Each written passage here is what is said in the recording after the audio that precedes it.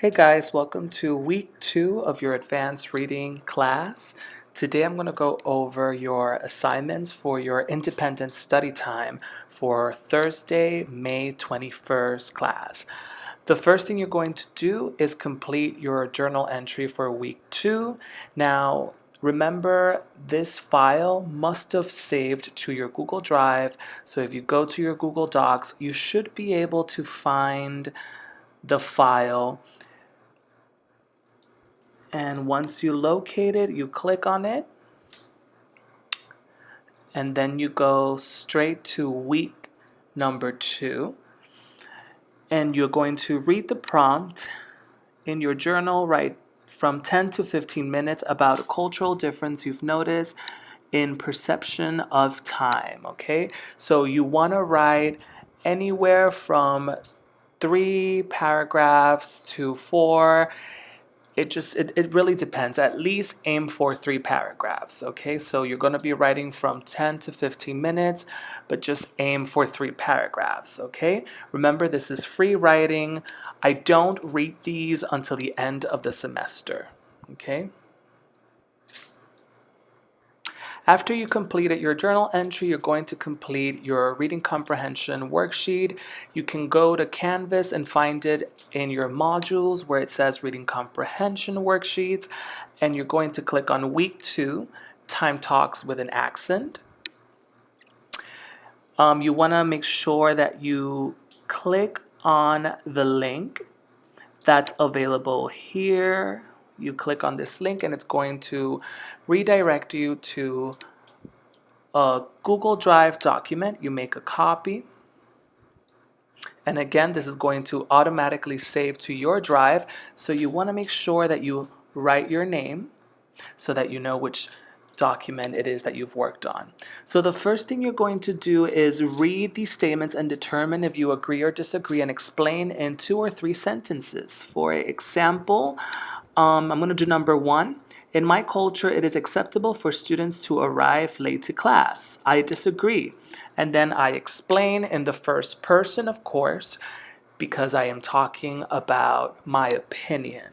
Okay, so you explain in 2 or 3 sentences. If you write more, that's fine, but I'm expecting at least 2 or 3 sentences.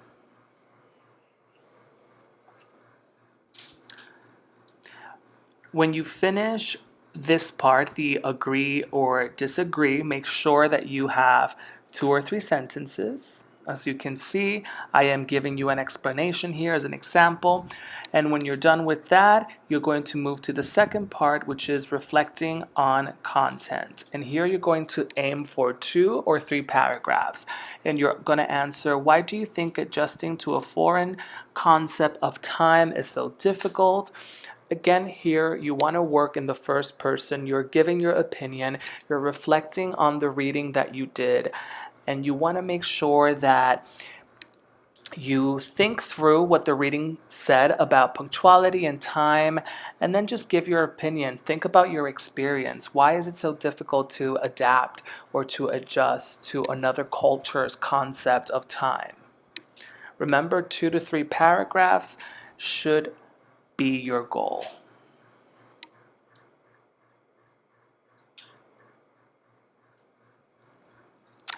And finally, you're going to complete the making connections part. Here you have 2 questions and you're expected to answer again with 2 or 3 sentences for each. The first question is asking, what are your habits regarding punctuality? Are they cultural or are they personal habits? For me personally, my habits are based on my upbringing. So once again, here you get to answer in the first person and aim for 2 or 3 sentences for question number 1, as well as for question number 2, which asks, how would you define social time?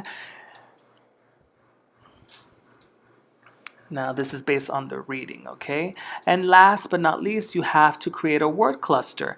Now, to create the word cluster, you can play around with the fonts, with the size of the fonts, And with the colors, you're going to create a word cluster of what are things that usually keep you from being punctual, or things that keep you from having healthy time habits. And as you can see, I'm giving you different examples and I'm playing around with the fonts and the color. So I wrote down my phone, being lazy, Netflix. So you're going to create a word cluster in this text entry box.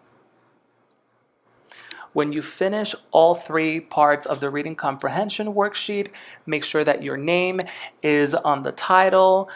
Make sure that you go back to your drive in Google Docs and make sure that the document is saved and that it includes the work that you did to it.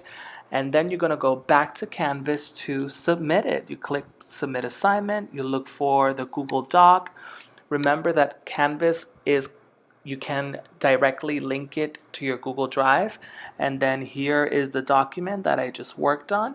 I click on it, click Submit Assignment, and that's it. Please make sure that you submit via Canvas.